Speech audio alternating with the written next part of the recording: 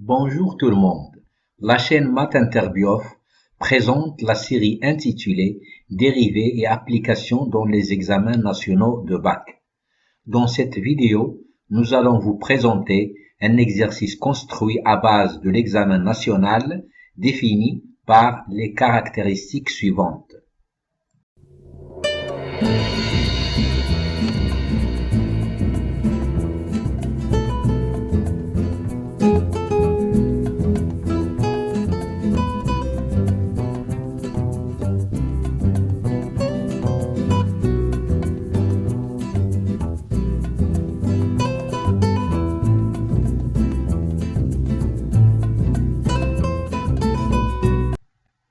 Dans cet exercice, on a posé toutes les questions intéressantes concernant les dérivés et leur application et interprétation géométrique en se basant sur la fonction du problème d'analyse du bac précédemment évoqué.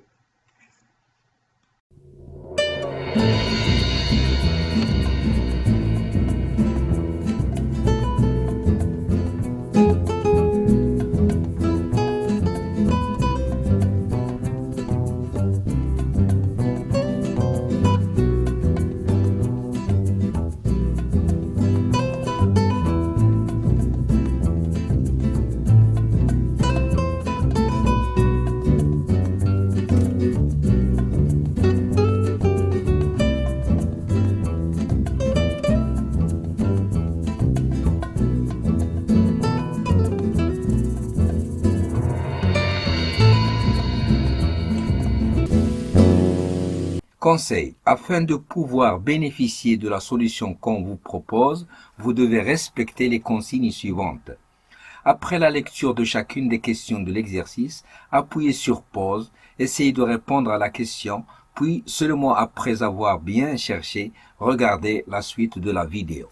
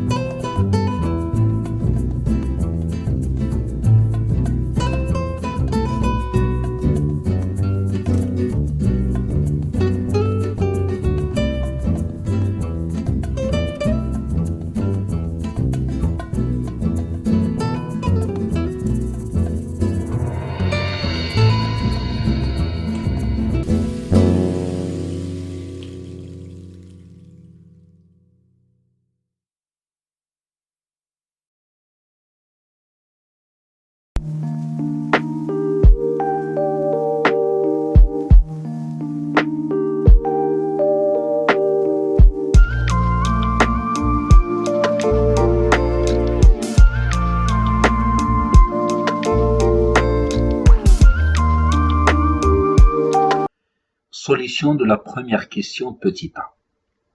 Ici, on veut calculer g' de x, l'expression de la dérivée de la fonction g, puis donner le tableau de variation de cette fonction. On a pour tout x strictement positif, g de x égale 1 moins x plus x ln de x.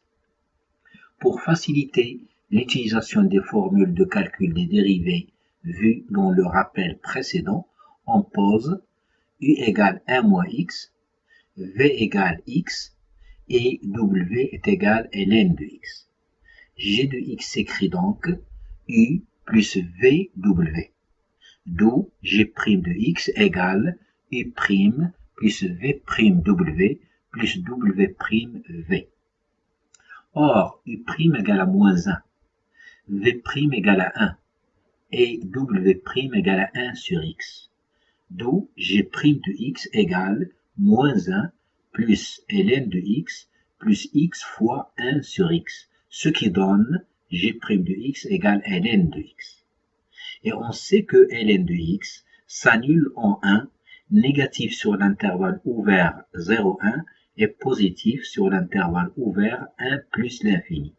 D'où le tableau de variation de la fonction g.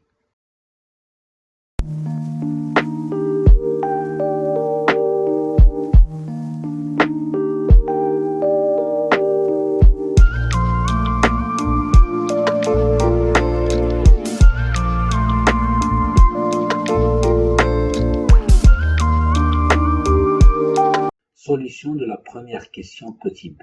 Ici, on doit calculer g de 1, puis en déduire le signe de g de x sur l'intervalle 0 plus infini. On a pour tout x strictement positif, g de x égale à 1 moins x plus x ln de x, d'où g de 1 égale 1 moins 1 plus ln de 1 égale 1 moins 1 égale 0. D'autre part, d'après le tableau de variation de g, g de 1 est une valeur minimale de g.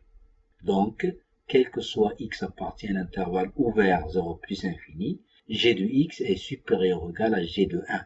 Or, g de 1 est égal à 0, d'où, quel que soit x appartient à l'intervalle 0 plus infini, g de x est supérieur ou égal à 0.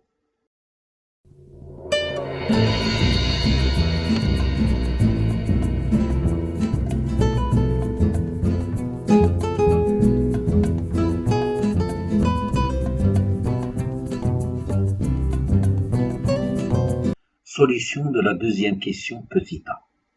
Ici, on doit calculer f' de x, l'expression de la dérivée de la fonction f.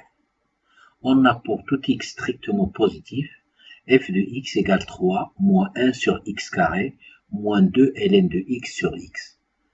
Pour faciliter l'utilisation des formules de calcul des dérivées vues dans le rappel précédent, on pose u égale 3, v égale 1 sur x carré, et w est égal à ln de x sur x. F de x s'écrit donc u moins v moins 2w, d'où f' de x égale u' moins v' moins 2w'. Or, u' égale 0, v' égale moins 2x sur x puissance 4, ou encore moins 2 sur x puissance 3. Et w' égale 1 moins ln de x sur x carré. D'où f' de x égale 2 sur x3 moins 2 facteur de 1 moins ln de x, le tout sur x carré. Ou 2 moins 2x plus 2x ln de x, le tout sur x puissance 3. Ou encore 2 facteurs de 1 moins x plus x ln de x, sur x puissance 3. D'où enfin f' de x égale 2g de x sur x puissance 3.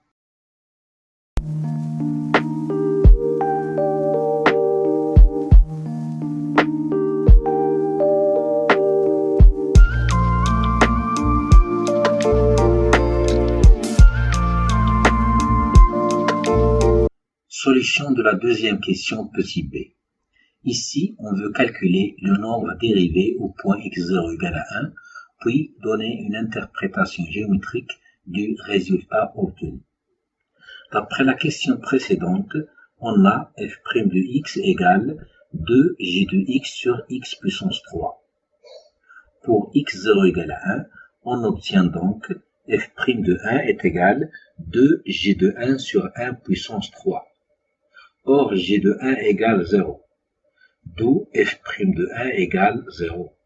On en déduit que la courbe CF admet une tangente horizontale au point d'abscisse 1.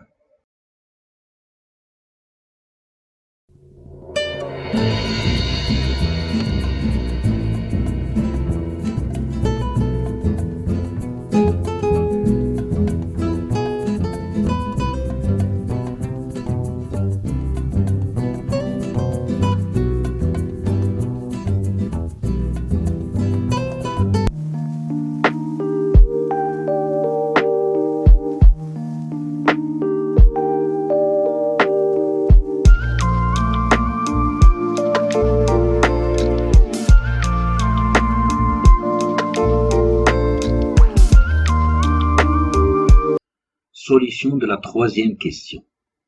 Ici, on doit étudier les variations de la fonction f.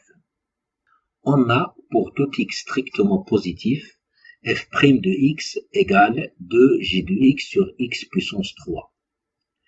X étant strictement positif. Donc f' de x est de même signe que g de x. Or, g de x est supérieur ou égal à 0, pour tout x supérieur strictement à 0. Après la première question petit a. D'où, pour tout x strictement positif, f' de x est supérieur ou égal à 0. D'où f est strictement croissante dans l'intervalle 0 plus infini. On en déduit le tableau de variation de la fonction f.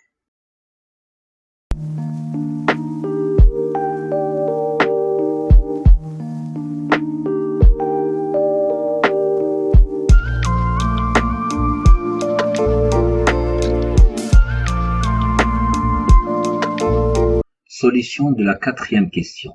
Ici, on veut calculer f seconde de x, l'expression de la dérivée seconde de f.